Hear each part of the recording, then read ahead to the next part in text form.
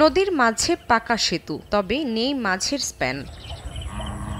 টাঙ্গাইলের গোপালপুর উপজেলার নগদা শিমলার বনমালী এলাকার ঝিনাই নদীর ওপর ১৯৯৬ সালে নির্মাণ করা হয় ৪০ মিটার দীর্ঘ ও ৫ ফুট প্রস্থের পাকা সেতু। সম্প্রতি সেতুটির কয়েকটি পিলারের নিচ থেকে মাটি সরে যায়। তীব্র স্রোতে গত ৫ জুন সেতুর মাঝখানের প্রায় ২০ মিটার স্প্যান ভেঙে নদীতে পড়ে যায়। বাকি অংশটুকু রয়েছে ঝুঁকিতে, বন্ধ হয়ে যায় চলাচল। অনেকে ঝুঁকি নিয়ে নদী পার হচ্ছেন। হেবেলে খুঁটি দেওয়ার কথা, হেবেলে খুঁটি দেয় নাই, এই কারণে এই ব্রিজটা পানার কারণে ভেঙে গেছে।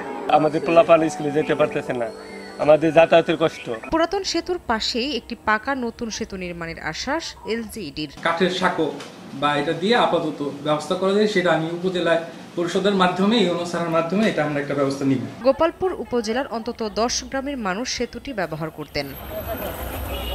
সময় সংবাদ, টাঙ্গাইল।